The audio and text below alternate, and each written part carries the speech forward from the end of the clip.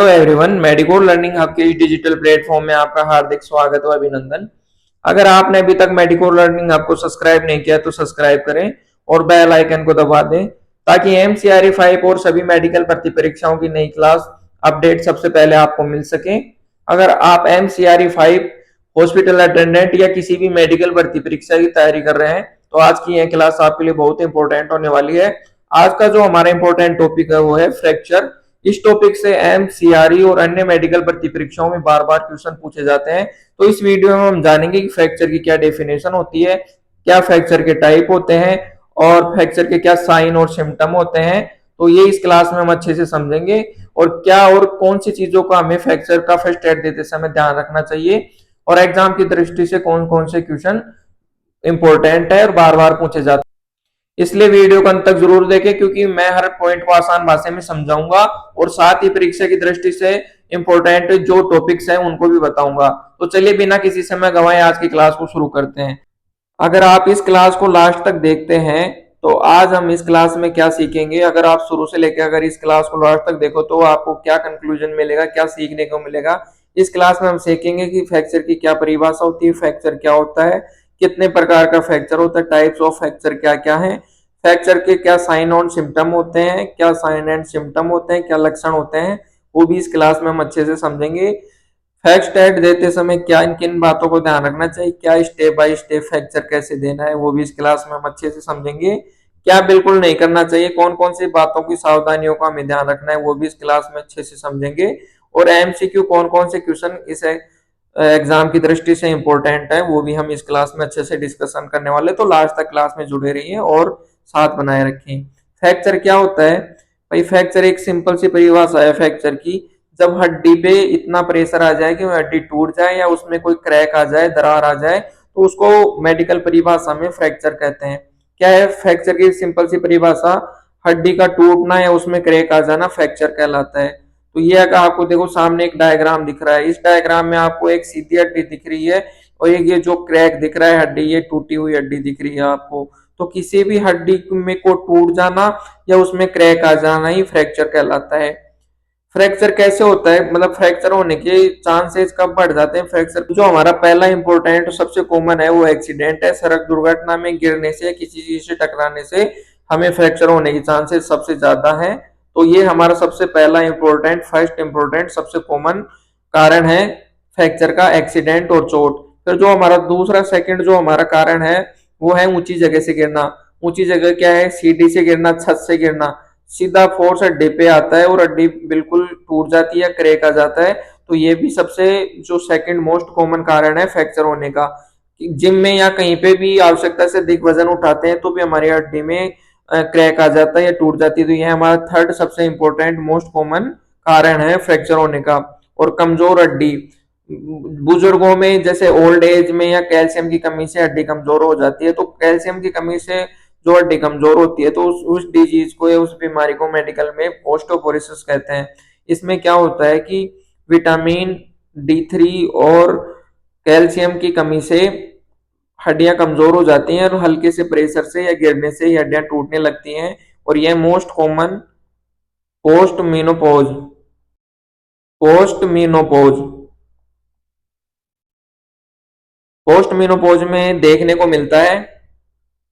Post menopause ये इसमें क्या होता है कि महिलाएं जिनका जो मेंस्ट्रुअल साइकिल है वो 50 या 45 के एज में बंद हो जाता है, उसके बाद में एस्ट्रोजन हार्मोन के कमी के कारण हड्डियां कमजोर हो जाती हैं। तो उस कंडीशन में ऑस्टियोपोरोसिस होने के चांसेस रहते हैं, तब भी हड्डियां कमजोर होती है और हमारे फ्रैक्चर होने के चांसेस बढ़ जाते हैं।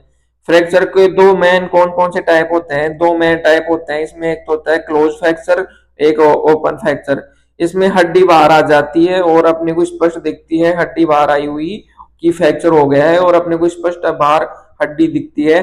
और जो क्लोज होता है इसमें जो अपनी स्किन होती है, जो स्किन होती है वो ऊपर इंटैक्ट होती है, वो नहीं टूटती और अंदर की जो हड्डी होती है वो डैमेज हो जाती है। तो इसमें दो टाइप से बांटा गया है, एक क्लोज और एक ओपन फ्रैक्चर। क्लोज फ्रैक्चर में हड्डी टूट गई है लेकिन त्वचा सही है। ये क्या कह रहा है कि भाई आपके अंदर की हड्डी है जो तो बिल्कुल टूट गई है लेकिन जो स्किन है, आपकी जो त्वचा है, वो बाहर से अभी भी ऐसे कैसे जुड़ी हुई है। तो जिससे अपने को क्या दिखता है? सिर्फ सूजन और दर्द होता है, अपने को हड्डी नहीं दिखती टूटी हुई। ओपन फ्रैक्चर में क्या होता है, ओपन फ्रैक्चर में हड्डी और जो स्किन है दोनों ही टूट जाती है, और हड्डी है जो अपनी बोन है वो बाहर आ जाती है, और खून भी निकल सकता है। ज्यादा सीरियस कंडीशन होती है ओपन फ्रैक्चर में। ये इससे थोड़ा ज्यादा सीरियस या इम्पोर्टेंट है, जिसमें हमें जल्दी सावधानी बरतने की आवश्यकता होती है। फ्रैक्चर के लक्षण क्या, कैसे पहचानेंगे ये फ्रैक्चर है और कौन सा फ्रैक्चर है। सबसे पहले आपको उस जगह पे दर्द होगा, चोट वाली जगह पे बाहर दर्द होगा हिलाने से, और जो अपने को अगर उसको कोई मूवमेंट कराते हैं, जैसे हाथ में चोट लगी तो अगर हाथ को हल्का सा भी ला रहे हैं तो अगर आपको आवश्यकता से अधिक दर्द हो रहा है तो वो फ्रैक्चर होने के चांसेस वहां पे बहुत ज्यादा है। फिर क्या दिखता है आपको, दर्द के साथ में सूजन दिखती है, टूटी हुई जगह पे अगर आपको थोड़ा सा स्वेलिंग या सूजन दिख रही है तो भी फ्रैक्चर के चांसेस बहुत ज्यादा है।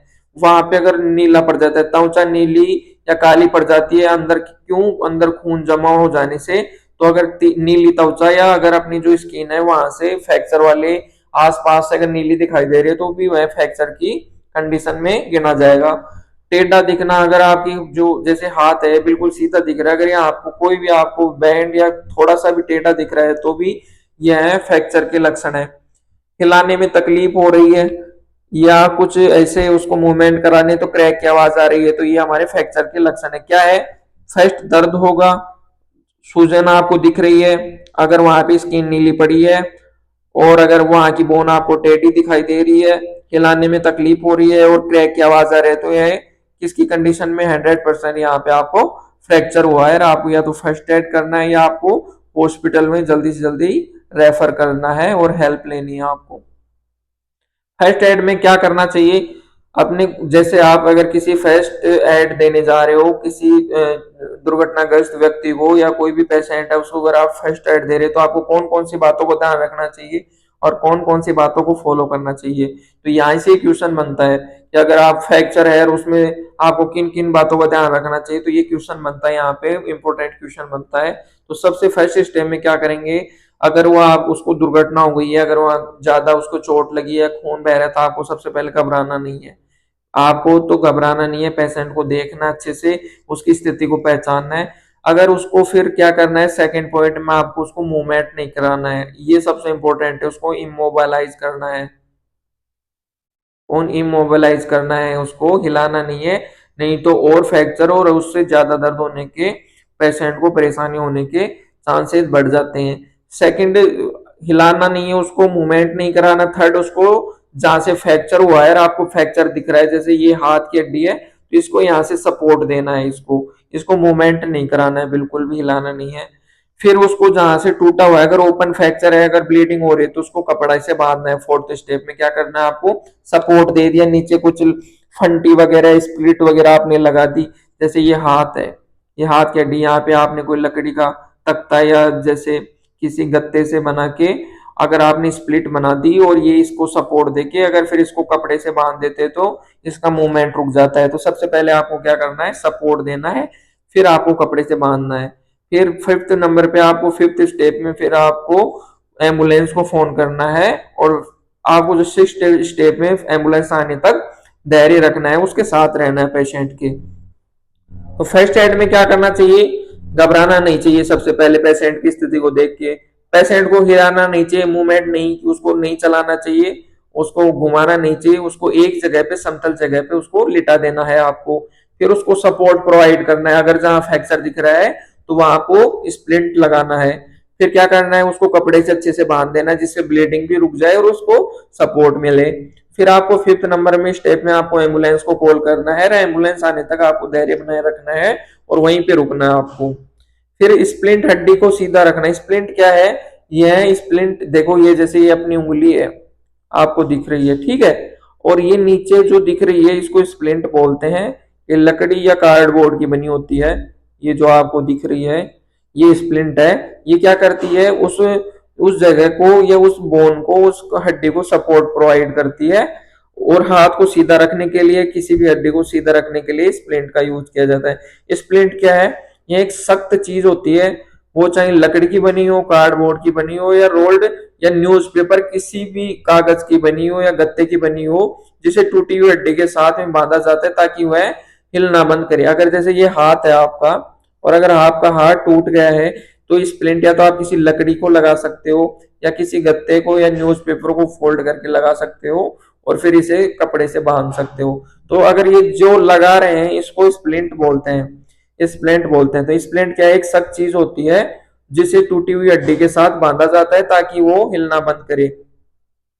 कि स्प्लिंट कैसे लगाना, आपको इसको लगाने का तरीका क्या है, टूटी हुई जगह के ऊपर नीचे वाले जॉइंट तक स्प्लिंट रखना है आपको। जैसे ये हाथ है, ये हाथ है और ये आपकी जो कोहनी है और ये आगे है, तो इसको प्रॉपर आपको या जगह, अगर ये आपका यहाँ पे फ्रैक्चर हुआ है तो आपको इस जॉइंट से लेके इस जॉइंट तक प्रॉपर आपको स्प्लिंट लगा के और आपको यहाँ पे इसको कपड़े से बांधना है। ऐसे नहीं कि यहाँ पे हड्डी टूटी हुई तो यहाँ पे आपको इतने से एरिया में आपको स्प्लिंट लगानी नहीं। फर्स्ट जो आपका जो जॉइंट है उस और जो पूरा कंप्लीट जॉइंट है, लास्ट जॉइंट है, वहां तक आपको प्रॉपर आपको स्प्लिंट लगानी है नीचे और आपको सपोर्ट प्रोवाइड करना है। कपड़े से 3-4 जगह बांधना है। जैसे ये हाथ है आपका, ठीक है, और आपने यहाँ से और यहाँ तक स्प्लिंट लगाई है आपने, तो आपको एक तो यहाँ पे बांधना है, एक यहाँ पे बांधना है। इसको 3-4 जगह से स्प्लिंट को सपोर्ट देना है और आपको उंगलियों को खुली रखना है और सर्कुलेशन चेक करना है।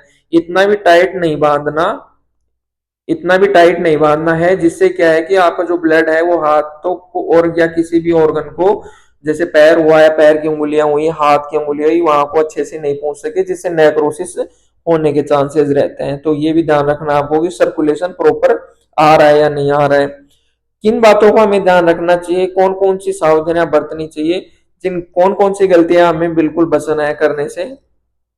हड्डी को सीधा करने की गलती नहीं करनी है। सबसे पहले क्या नहीं करना है, अगर पेशेंट दिख रहा है आपको फ्रैक्चर है, वहीं पे आप उसको स्ट्रेच कर रहे हो, खिंचाव दे रहे हो या उसको सीधा करने की कोशिश कर रहे हो, तो ये आपका काम नहीं है। हॉस्पिटल में जाके आपको डॉक्टर के माध्यम से करना है, ये आपका काम नहीं है। आपको एक फर्स्ट एड प्रोवाइड करना है। सेकंड क्या नहीं करना, पेशेंट को उठाना नहीं, उसको चलाना नहीं। मैंने कहा आपको उसको इमोबिलाइज करना है, आपको एम्बुलेंस की हेल्प करनी है, उसको पेशेंट को कम से कम मूवमेंट कराना है। फिर थर्ड नंबर पे क्या नहीं करना है, पेशेंट को कुछ भी खिलाना पिलाना नहीं है, क्योंकि पेशेंट को जाते ही किसी भी सर्जरी की जरूरत पड़ सकती है, तो पेशेंट को खिलाना पिलाना नहीं है।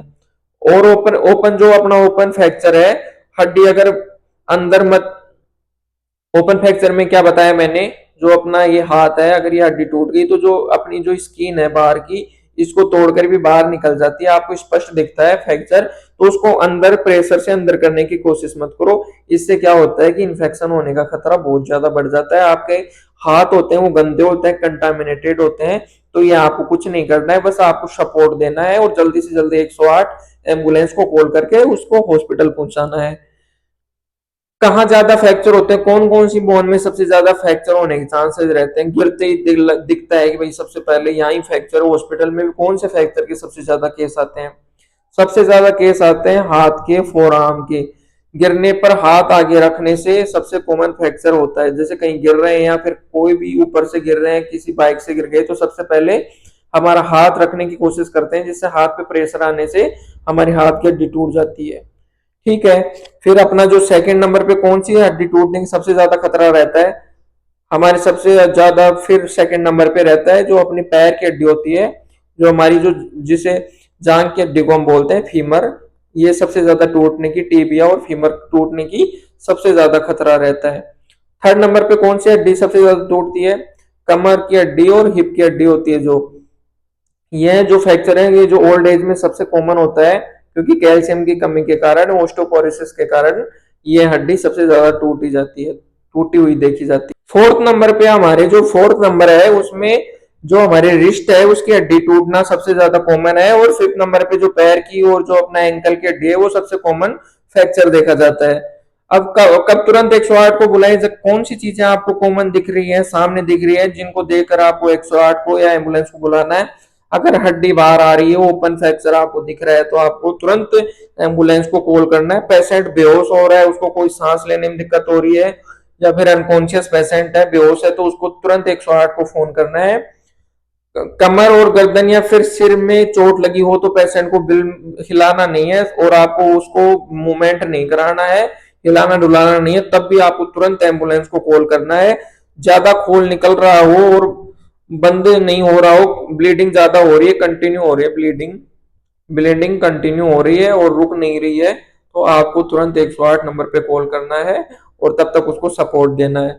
पैर हाथ में फीलिंग बंद हो गई है, पैर या हाथ में है ना, अगर सर्कुलेशन प्रॉपर नहीं हो रहा है या फिर नर्व इंजरी हो गई है, नंबनेस आ रही है, तो तुरंत आपको 108 को कॉल करना है और आपको तब तक पेशेंट के पास सपोर्ट प्रोवाइड करना है।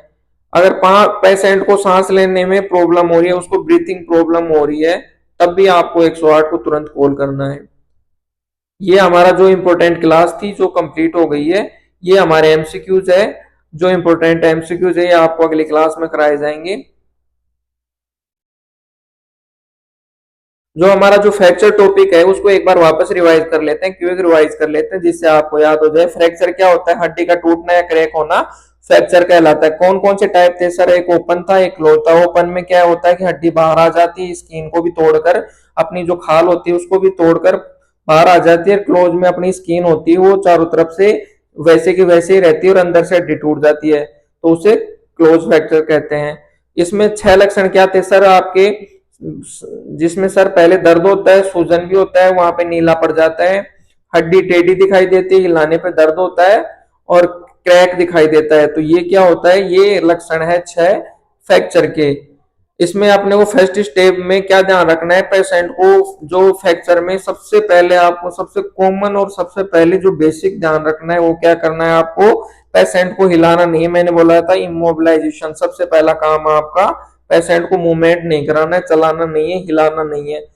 जो स्प्लिंट क्या होता है? जॉइंट से जॉइंट तक। स्प्लिंट क्या होता है? जैसे ये जॉइंट है, ये आपका हाथ था, यहाँ से कंधा है, ये है, ये आपकी बोन है, ये एल्बो है और ये आपके आगे के हथेली है। तो अगर यहाँ से फ्रैक्चर हुआ है आपका ये वाला, तो आपको क्या करना है? स्प्लिंट को यहाँ से इस जॉइंट से लेके इस जॉइंट तक कंप्लीट आपको इसको फुलफिल करना है।